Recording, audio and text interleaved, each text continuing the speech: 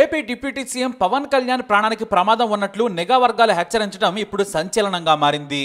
ఏకంగా కేంద్ర ఇంటెలిజెన్స్ ఈ హెచ్చరికలు జారీ చేయడంతో ఆయనకు కొన్ని గ్రూపుల నుంచి లైఫ్ థ్రెట్ ఉన్నట్లు పవన్కు ఏకంగా సెంట్రల్ ఇంటెలిజెన్స్ అధికారులు రాతపూర్వకంగా అఫీషియల్ నోట్ పంపారు.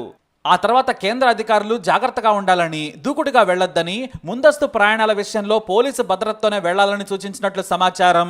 అంతేకాదు రిమోట్ ఏరియాలకు వెళ్ళినప్పుడు భారీ భద్రత మధ్య వెళ్లాలని, అవసరమైతే కేంద్ర ఇంటెలిజెన్స్ కు ఇన్ఫర్మేషన్ ఇవ్వాలని కూడా సూచించాయట. మరి ఎవరికి అన్యాయం చేయని పవన్ కళ్యాణ్ ప్రాణాలకు ఎందుకు ప్రమాదం పొంచి ఉంది? ఆయన డిప్యూటీ సీఎం అయిన తర్వాత ఎవరికి టార్గెట్ గా మారనే చర్చ జరుగుతోంది. అయితే కేంద్ర వర్గాలు ప్రతిరోజు కొన్ని వేల అనుమానాస్పద కాల్స్ ను ట్రాక్ చేస్తూ ఉంటాయి. ఇంటెలిజెన్స్ సంస్థలు వేలాది మందితో వ్యక్తులను ట్రాక్ చేస్తూ ఉంటారు. ఈ సందర్భంలోనే కొంతమంది పవన్ కళ్యాణ్ గురించి ప్రత్యేకంగా మాట్లాడుకున్నట్లు వారికి కీలక సమాచారం అందింది. కొన్ని శక్తులు పవన్ ను చంపేందుకు మాట్లాడుకోవడం వారికి తెలిసింది. కొంతమంది పవన్ కళ్యాణ్ గురించి ప్రత్యేకంగా చర్చించుకోవటం, ఫోన్లలో సమాచారం ఇచ్చిపుచ్చుకోవడం గమనించాయి నిఘా వర్గాలు.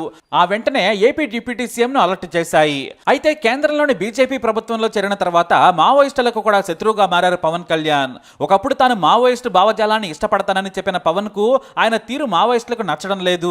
కేంద్రంలోని ప్రజా వ్యతిరేక విధానాలకు మద్దతు పలుకుతున్నాడని ఆయనపై ఆగ్రహం వ్యక్తం చేశాయి. అయితే ఇప్పుడు బీజేపీ సర్కార్కు మద్దతు ఇవ్వడం మాత్రమే కాదు, కేంద్రంలో మోడీ సర్కారు నిలబడడానికి కూడా పవన్ కారణమయ్యారు. అంతేకాదు పవన్ కళ్యాణ్ హిందూ ఆచారాలను నిక్కచ్చిగా పాటిస్తారు.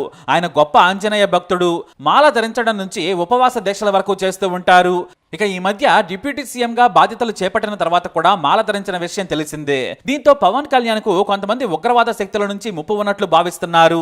కేంద్రంలో కీలక వ్యక్తిగా మారిన పవన్ కళ్యాణ్ పై కొన్ని తీవ్రవాద శక్తులు దృష్టి పెట్టాయని ఆయన గురించి మాట్లాడుకోవటం నిఘా వర్గాలు పసిగట్టాయి. దీంతో పవన్ కళ్యాణ్ వారి దృష్టిలోకి వెళ్లారు. ఏపీలో బీజేపీ టీడీపీతో కూటమి కట్టి భారీ మెజారిటీతో గెలిచారు. ఇప్పుడు టీడీపీ కారణంగానే కేంద్రంలో మోడీ సర్కారు నిలబడి ఉంది. మోడీ మనసులో నేనున్నానని పవన్ ఈ మధ్య చెప్పారు.